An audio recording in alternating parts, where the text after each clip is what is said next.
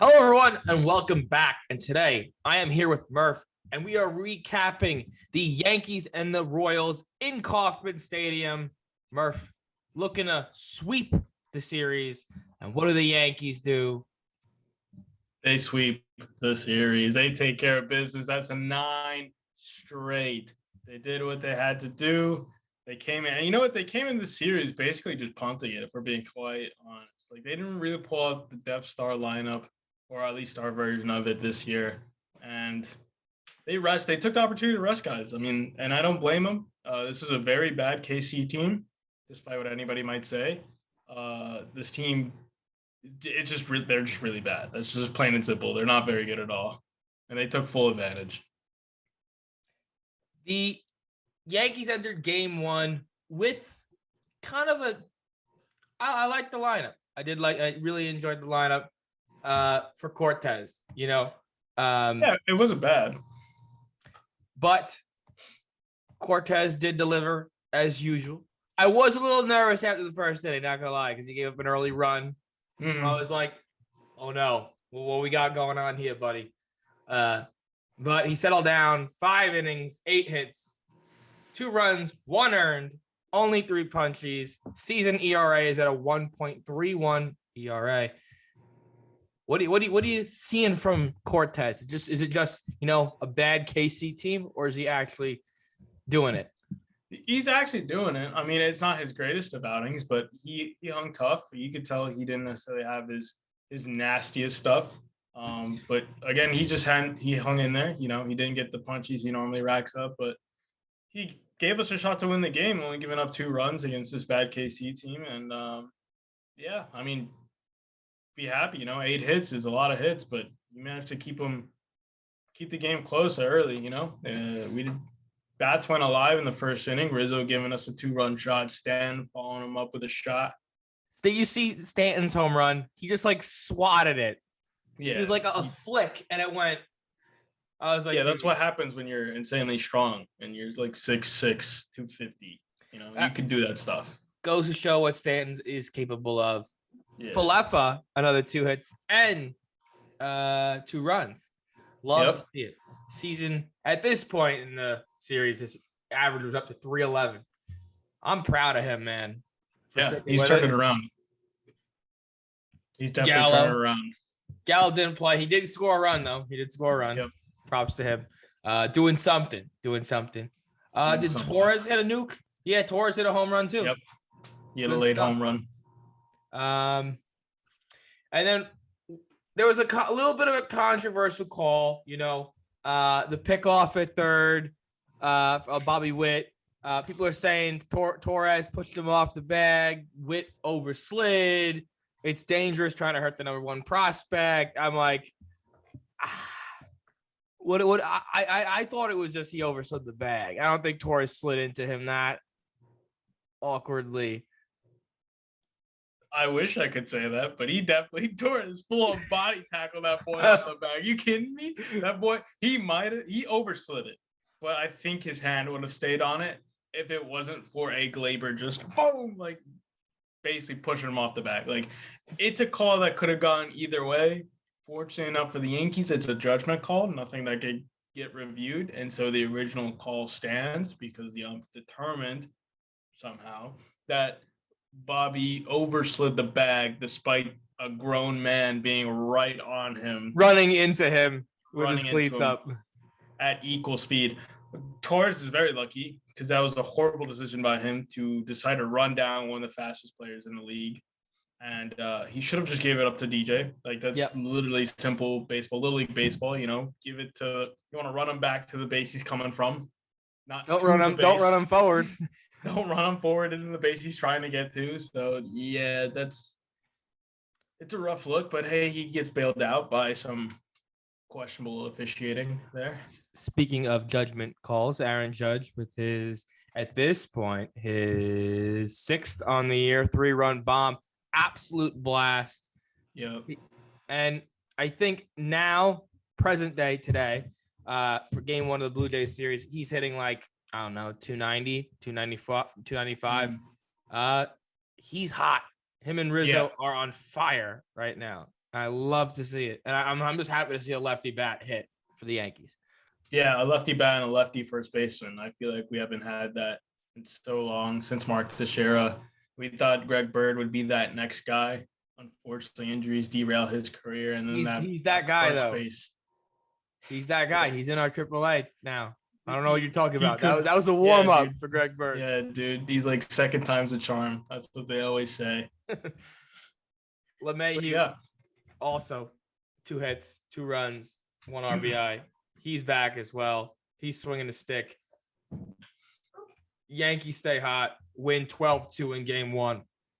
Absolutely love to see it, especially for a Cortes start. yeah. Game numero dos. Ace on the mound. I'm a little nervous.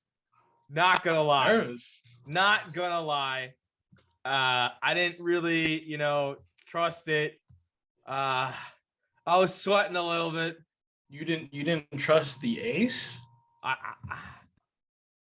You never Yeah, know. I'm not gonna lie. You're not gonna lie. After that second inning, I was during that second inning, I was a little nervous. He's kind of doing the same thing he did against, was it Detroit, where he had his meltdown? Yeah, he's doing the same thing there, where his fastball was just missing out and up. He didn't look like he had too much command over the changeup. The slider was meh, like it was very hit or miss. Like he definitely didn't have his ace level stuff, but regardless, he managed to go out, pitch 6 innings of shutout baseball, 5 hits, 2 walks, 6 Ks, drops his ERA from an atrocious like 6 to a 3, a flat 3 on the season. You take those from your ace. I mean, despite not having his best stuff, he still goes out there and does his job. He shuts him out and gives the team a chance to win this ball game. Bats weren't great, but they weren't bad. I mean, Gallo. Gallo went 2 for 2 this game. That's huge for him. Unfortunately, Big ups. groin injury. They take him out for precautions. Hicks goes 2 for 2, 2 walks. Labor goes 2 for 3 with an RBI clutch from him. We take those sack flies though. That's what the Yankees gotta do. We take those sack flies. I mean, we just, you got to get runs any way you can, and credit to Hernandez. He was pitching them tough throughout the night. Yeah, nothing else you could say. I mean, their bullpen also kind of came in and limited the damage, so they were in the fight the whole time. Yeah. Walks kill though. Yeah. Kill. Errors too. Yeah. Yankees bullpen though. Castro to Holmes to Chapman. 2 hits, 1 strikeout. We just get the job done, man. Yeah, I mean, this is exactly what you need from your bullpen. Your ace goes out there, gives you a solid 6 innings. Just go out there and shut down the rest. And right now, that's what just feels like. Our bullpen comes in the game, and it's pretty much, if we're ahead, we're staying ahead. If we're behind, they're gonna keep us in the fight for as long as they can. And that's just how it feels. Castro comes in, he does his thing. Clay Holmes, dominant monster out of the pen this year and last year. So, yeah, looking for him to keep on going. Again, I just think this guy has been a massive addition for this Yankee bullpen. And Matt Blake has really fixed up his sinker in a huge way. Turned it around for the better. You need games like this to show the Yankees can do it without scoring a 5 spot. We can win those 3-0 ball games. We can shut teams out, and I love to watch game. It was a little bit slow, but I was like, they put good ABs together, so that made me happy to see. Yeah, and it's good to see Chapman to get another save. Still has yet to give up a run all year, despite his debacle of early on in the season where King had to bail him out. But he's been blessed and hasn't given up a run. So shout out Chapman. Hopefully he can keep on keeping on. Keep doing his thing out there. Yankees win 3-0. They have 8 hits in the game, 2 hits from Torres, 2 hits from Hicks, 2 hits from Gallo, and 1 from the boy Donaldson. I don't know if that added up, but it sure as hell probably did. Yankees move on to game 3, but Gerrit Cole lowers his ERA to a 3, as you said, gets the second one of the year. Game number 3, finally. We have Severino versus Daniel Lynch, lefty prospect for the Royals. I was looking forward to watching him pitch. Severino, not a great start, but not a bad start. 5 innings, 3 earned, 4 Ks, 7 hits. Yeah, I mean, he definitely also another guy who didn't have the greatest of stuff, and you can tell right now his goal is just to keep building up. And the Yankees were pretty much saying, "Hey, you're going in there and you're pitching like 90 pitches, regardless of the outcome. Like Yep, you you're could have going. given up like 10 runs this game, but you're pitching 90 pitches." Because their whole thing is he's still kind of in build-up spring training mode. He's not like the other guys in the rotation who are actually like, you know, pitching. Like they're pitching to get wins and all that stuff. Yeah. Sevy's pitching to get back into it. Remember, this guy hasn't pitched in over 2 years. He needs to continue to build up and do it the right way. And yeah, I mean, like you said, he just didn't have his greatest of stuff. But all things considered, I mean, 5 innings, 7 hits, 4 runs, 3 earned, 1 walk, 4 strikeouts, one of them off a home run. Yeah, I mean, it is what it is. Fortunately enough, we're gifted with a pen where it doesn't matter if our starter doesn't have the greatest of days. Our pen comes in and shuts it down. Clark Schmidt gets his final outing of relief before getting sent down. He pitches an inning with a K, 1 hit. Licky comes in, gives us a hold, getting 1 out. 1 out. We take those. He gets a K, 2 hits. And then my king comes in and he's still unstoppable, man. 1.2. Should have just given him the rest of the game, but who cares? 0.61 ERA, lowering it. Chapman going low and low and low, and then Chapman comes in for the second night. Kind of surprised they elected to use Chapman again, especially since we're going into this Toronto series, and you know it's going to be a close series. And as of right now, it is 2-2, so it is close. Very close game. It'd be interesting if they decide to use Chapman in this game 1. I would say no. Most likely, they don't like to pitch guys 3 consecutive days. Yeah, I could even see him getting, again, depending on the outcomes of the game, I could even see him getting like game 3. He's going in no matter what the cause is. Yeah. Because we have Holmes, he can go out there and get a save. We have King, he can go out there and get the job done. Loizaga, of course, as well. Yankee offense, though, again, bopping it around the yard. Aaron Judge, 2 homers. Did you see where his first home run went? Yeah, that thing was a moonshot. Like over the batters, like onto the batters. I haven't seen a ball hit up there ever in my time of watching Yankee KC games or KC highlights. Never seen that before. That's pretty cool. Yeah. Even Beltran was like, dude, that's just something that doesn't happen at the stadium. You don't hit a home run there. Mm-hmm. Right? And he's seen a lot of baseball. So for him to even point that out is huge. But yeah, I mean, Judgy just continues to go on a tear. The guy's a monster right now. He's got a hot bat, and hopefully he continues to bring that in the most important series. Well, not the most important, but important series against Toronto at Toronto. He goes 2 for 5. LeMahieu 1 for 4 with a walk. Donaldson 1 for 3, 2 walks. Stan 1 for 4. And Duhar, good to see him back out there, 2 for 4. Dude, I was so happy for him. Yeah. It's a shame he also gets sent down, but like you and I discussed this, that was inevitable. Clark Schmidt and then Duhar end up getting sent down.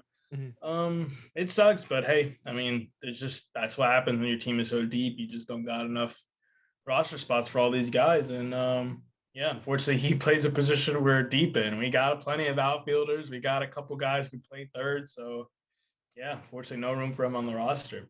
But, hey, he came up here and he did his thing while he was here. Mm-hmm.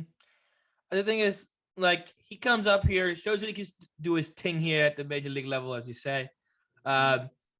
Maybe he's a trade bait at the deadline and go get us a weapon in the – I don't even think we need a weapon in the pen. I think another bat, maybe a starter.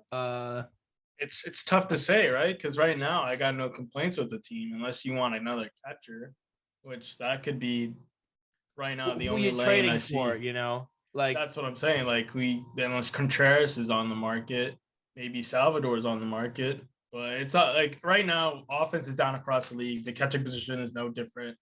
offense is down at the catching position, like you're not going to get much better than what we're getting. Is the bottom line. Like, yes, 136 is horrible, but look at all the top catchers in the league.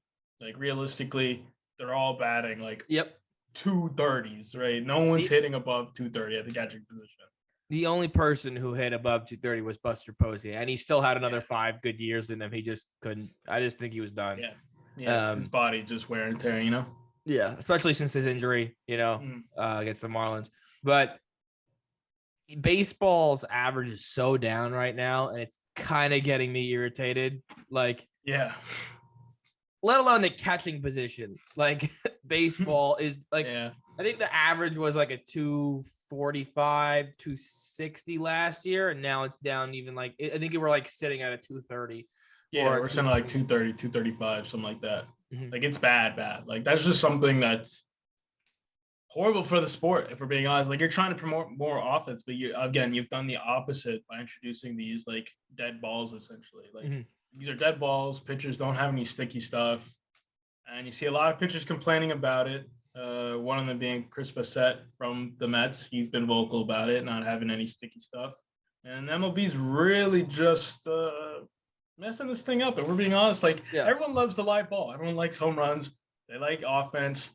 I'd rather see a game that's like 14 to like 11 than a game that's like 2-3, you know? Like, no one wants to see the low scoring games. I'm sorry. Like, sorry, pitching fans. Like, we don't care. Like, I love my starters to go out there and pitch like a sub-3, but I want Aaron Judge to hit 400, with 60 home runs. So here's the thing. Like, the juice ball, put it back into play, but I think the pitcher should be allowed something. They need something. Because, like, again, like, Cole succeeded, back in the juice ball era because he was using the sticky stuff, as people said. And, I'm not going to make any claims. I don't really care that much. He was dominant. You still have to throw a strike. You still have to have good mechanics. You still got to throw hard. You still got to, be a good pitcher. And he went out there and he dominated. But the hitters get the juice ball. The pitcher should get the good ball, or get like a rubbed up baseball. They should get a universal substance that they're allowed to use, like something like they've done tests. They know what can and can't be used, right? Like, I'm no one saying go out there and give them spider tack. I've seen it firsthand. What a pine tar in a baseball could do. It's fun to watch, man. It's fun to watch, but like they've done the research, they've done the analytics. They can figure out what can give pitchers just a tad bit more control without ramping up the RPMs an absurd amount, right? Like giving guys an extra 400 RPMs on a fastball or slider or whatever. Which they don't need. No, they don't need. Like if you're making it to the MLB, you got sick enough stuff. Like, you're there for a reason. Your stuff is nasty. But yeah, so they just need a little bit of help. I think the balls need to be juiced. I think pitchers need the sticky substance. But yeah, I mean, it is what it is. Unfortunately, Rob Manfred is a bum, and he will not do anything about it until next year, at the earliest. You have no idea how bad, like, what I would do to get him out of office.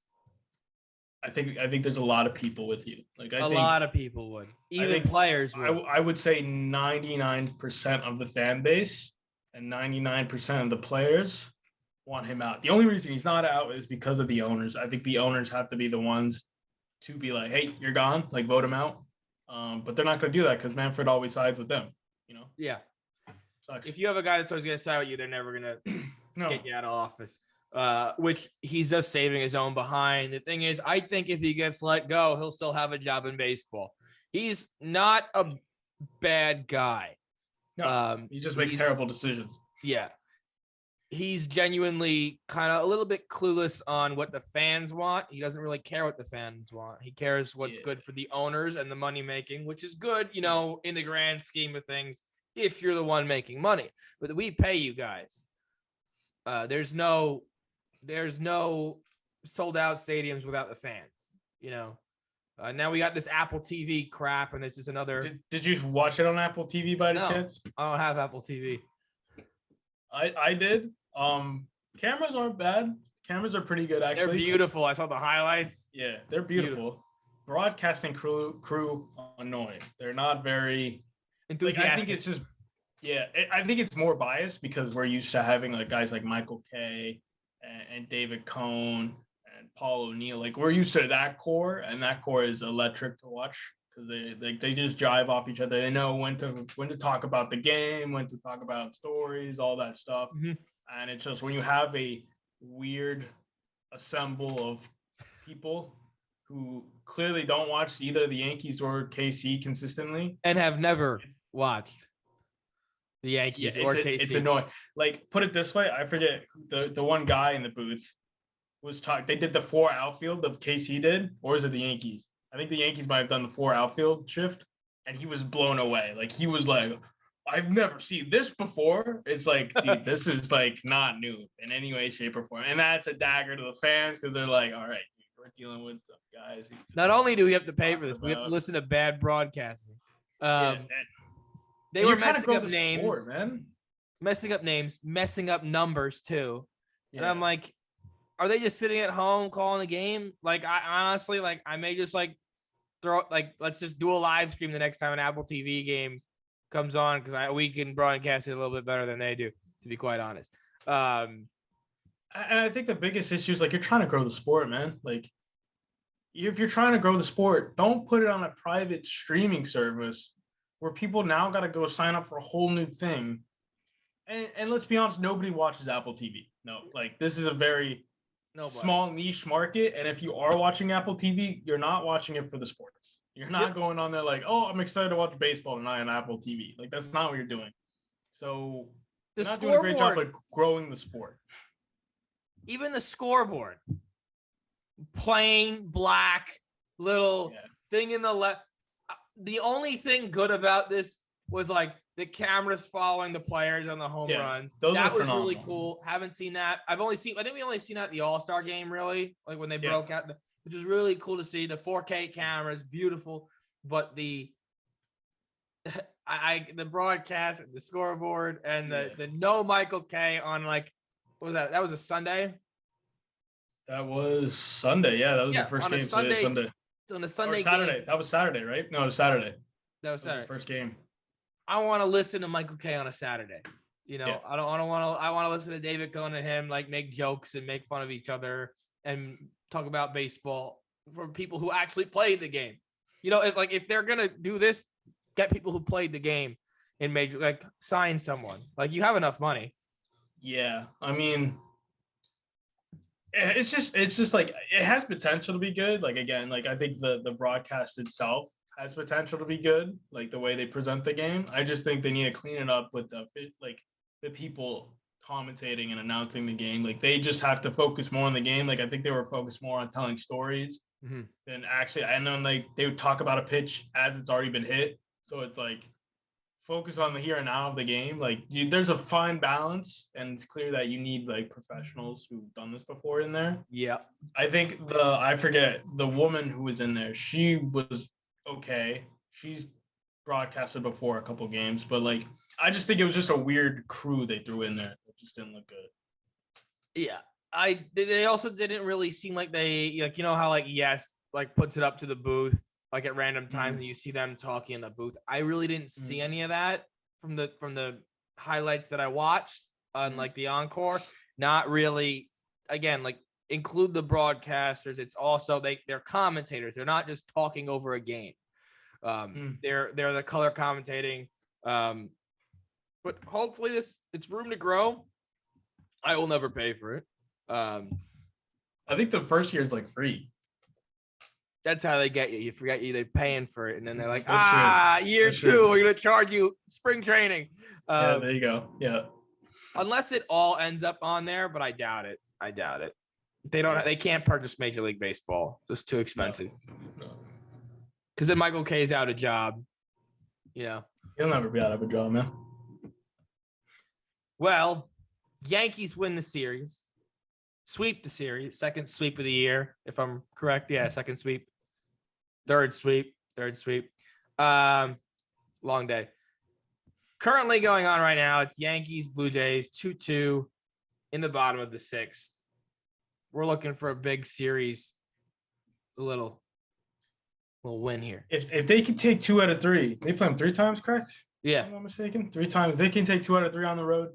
Love it. If they can give me at least 2 competitive games, I'll take it. I mean, right now they sit atop of the division. Again, way too early for that. Unless you're the Red Sox, then it's getting a little scary. You know, you're like 6+ games down in the division now. That's pretty bad. Yeah. You got to go on a that- win streak if you're down there, if you're Yeah. going to make a little push. Yeah, but honestly, yeah, if they can survive on the road, no injuries, knock on wood. No injuries. Give me a competitive series. Looks like we got that right now. I would like a series win, 2 out of 3. Yes. That'd be ideal. Give me the first 2, punt on the third. We're good.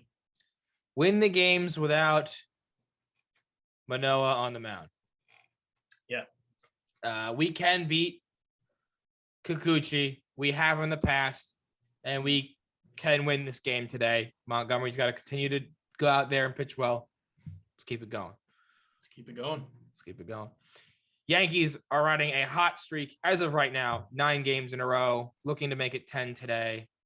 Murph, thank you for joining me today.